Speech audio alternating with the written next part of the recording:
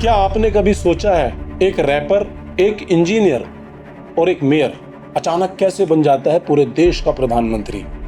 आपने बहुत सही सुना, एक डीजे बजाने वाला बन जाता है देश का गृह मंत्री और एक रैपर बन जाता है पूरे देश का प्रधानमंत्री। नेपाल में अभी जो हुआ है वो सिर्फ इलेक्शन नहीं है, एक पॉलिटिकल रिवॉल्यूशन है। क्या बालन शाह सच में बदलाव लाएंगे या ये सिर्फ एक हाइप है? और हाइप ज़्यादा समय तक चलती नहीं है। उम्मीद करता हूं कि ये जो जेनजीज ने चुना है, जेनजीज प्रधानमंत्री अपने लिए, वो देश के लिए कुछ कर गुजरे, क्योंकि एक आग की बहुत ज़रूरत होती है जो इनके अंदर अभी दिखाई दे रही है। पूरे सोशल मीडिया पे सिर्फ बालन शाह और डीजे वाले, ये दो ही लोग चल रहे हैं। पहले रैपर बालन शाह नाम से फेमस हुए, फिर काठमांडू के मेयर बने और अब नेपाल के सबसे युवा प्रधानमंत्री। अगर इनकी एजुकेशन क्वालिफिकेशन की बात की जाए तो ये सिविल इंजीनियर है, अर्बन प्लानिंग में इनका इंटरेस्ट रहा है। मतलब एक ऐसा पीएम जो सिस्टम के बाहर से आया है। कहा जाता है कि इनकी फैमिली में कोई भी पॉलिटिकल बैकग्राउंड से बिलोंग नहीं करता है। अच्छा, ऐसा चुनाव में क्या हुआ जो ये प्रधानमंत्री बन गए? उनकी पार्टी ने भारी जीत हासिल की, लोगों ने पुराने नेताओं को रिजेक्ट कर दिया, या यूं कहे जेनजीज ने खुला सपोर्ट जो है बालन शाह को किया, जिसकी वजह से बालन शाह आज सबसे युवा प्रधानमंत्री नेपाल के बन चुके हैं। बालन शाह ने एक छोटी लेकिन पावरफुल 15 मेंबर की एक कैबिनेट बनाई है। कुछ मुख्यमंत्री हैं जैसे कि डॉक्टर सवरनम वागले, फाइनेंस मिनिस्ट्री देखते हैं, इकोनॉमी संभालते हैं, और पीएम के बाद में सबसे पावरफुल पद माना जाता है देश के अंदर शिशिर कनल, ये फॉरेन अफेयर्स संभालते हैं, इंडिया चाइना रिलेशन हैंडल करते हैं। ब्रज भक्ता जो एनर्जी प्लस वाटर रिसोर्सेज देखते हैं, सुधा गुरंगा इंटरनली सिक्योरिटी देखते हैं, दीपक कुमार शाह एम्प्लॉयमेंट इश्यूज संभालते हैं, शोभित गौतम, गीता चौधरी, सीता बेदी और कई नए चेहरे जो ट्रेडिशनल पॉलिटिक्स से नहीं आते। मतलब ये कि इनकी फैमिली से भी कोई पॉलिटिकल बैकग्राउंड नहीं है।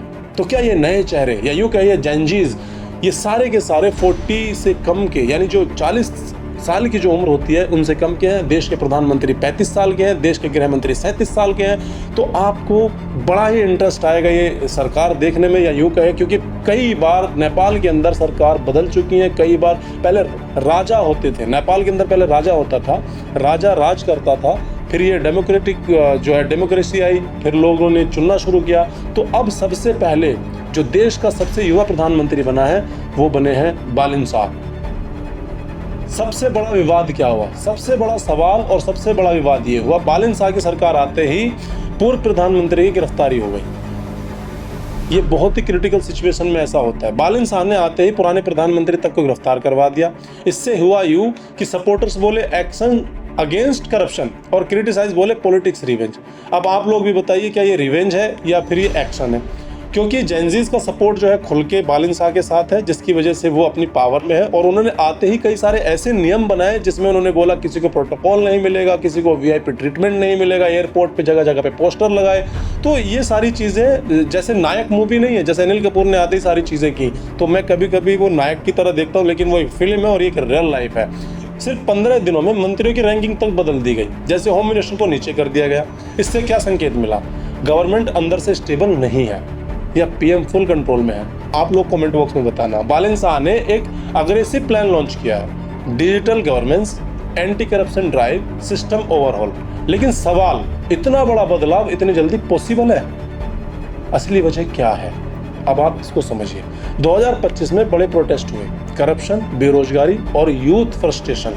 इसी वे पर बालन शाह आए और पूरी देश की राजनीति बदल कर रख दी। जेनजीज का खुला सपोर्ट मिला, जेनजीज ने खुले दिल से उन्हें सपोर्ट किया, और मेयर से सीधा, दिनों पे तो वो राज पहले से ही करते थे, मेहनत उनकी पहले से ही बहुत अच्छी थी, फिर उन्होंने सीधा सीधा जो है ये बदलाव लाया और लोगों को अपने साथ जोड़ा और एक अच्छा शुरुआत किया है। ये शुरुआत आगे तक जाए, बहुत अच्छा करे, क्योंकि देश का सवाल है। अब मेरा सवाल आप लोगों से है, क्या एक आउटसाइडर सिस्टम बदल सकता है या सिस्टम ही उसे बदल देगा? नेपाल अभी एक्सपेरिमेंट कर रहा है और एक्सपेरिमेंट में केवल नुकसान होता है। तो इस बार अगर ये सफल हो जाते हैं तो जेनजीज की सबसे बड़ी जीत होगी और इन युवाओं से हर देश को सीखने का एक मौका मिलेगा। लेकिन कोई भी चीज़ आसानी से ना तो मिलती है ना छिनती है, तो ये देखना होगा, ये दिलचस्प होगा कि आने वाले समय में क्या ये बरकरार रख पाएंगे।